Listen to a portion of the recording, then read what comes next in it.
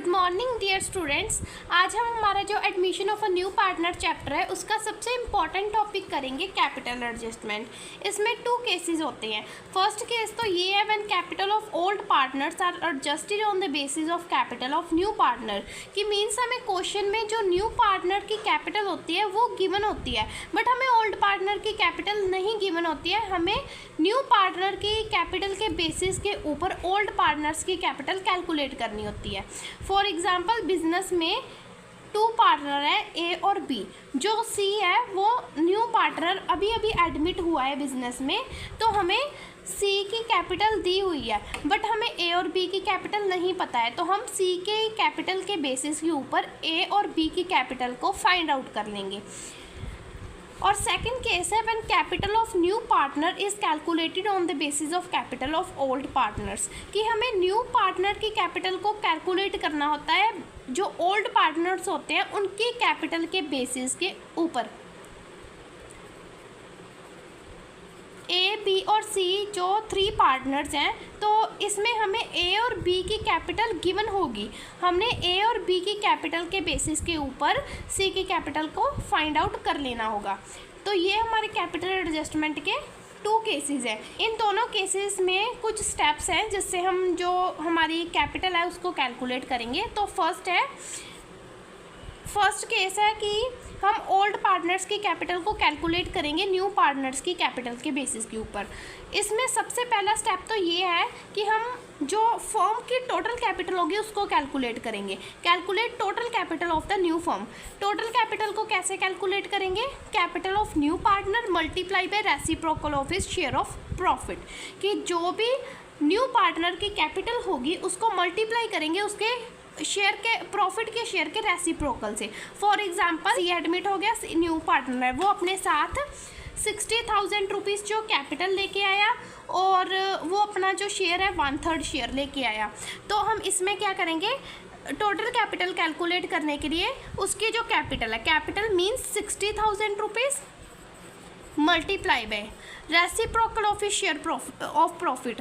उसका शेयर कितना है 1/3, और इसका जब हम रेसिप्रोकल करेंगे तो 3 ऊपर आ जाएगा और 1 नीचे आ जाएगा। तो हमारी टोटल कैपिटल कितनी होगी 1,80,000। तो ये हमारी आ गई जो टोटल कैपिटल को कैलकुलेट करने के बाद हमारा जो सेकंड स्टेप है वो ये है कि हमें जो भी ओल्ड पार्टनर्स होंगे और जितने भी न्यू पार्टनर्स होंगे उन सबकी न्यू प्रॉफिट शेयरिंग रेशो को कैलकुलेट करना है। और जब हमने उनकी न्यू प्रॉफिट शेयरिंग रेशो को भी कैलकुलेट कर लिया तो हमारा जो थर्ड स्टेप है वो ये है कि divide total capital among the partners in new profit sharing ratio. कि जितनी भी हमारी टोटल कैपिटल आई है उसको उन जो पार्टनर्स हैं उनकी जो न्यू प्रॉफिट शेयरिंग के बीच में डिस्ट्रीब्यूट करना है। फॉर एग्जांपल वही वाली एग्जांपल ए बी और सी 3 पार्टनर्स थे, तो हमारी जो टोटल कैपिटल वो 1,80,000 आ गई। अब 1,80,000 को हम उनकी न्यू प्रॉफिट शेयरिंग के रेशो के साथ मल्टीप्लाई करेंगे। सपोज करते हैं ये हमारी न्यू प्रॉफिट शेयरिंग रेशो आ गई, तो हम अब इसमें कैपिटल को डिस्ट्रीब्यूट करेंगे इस रेशो में। 1/4 बी का आ गया 1,80,000 मल्टीप्लाई बाय 2/4 और सी का आ गया 1,80,000 मल्टीप्लाई बाय 1/4। इनकी जो जितनी भी कैपिटल आई उसको हम क्या करेंगे, न्यू बैलेंस शीट होगी उसमें लिखेंगे। These balances has to be shown in the new balance sheet.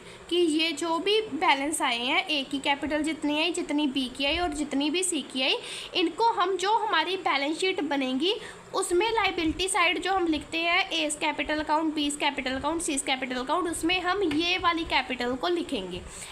इसके बाद फोर्थ स्टेप है कैलकुलेट द डिफरेंस, डेफिशिएंसी और surplus and adjustment is made either through cash और करंट अकाउंट।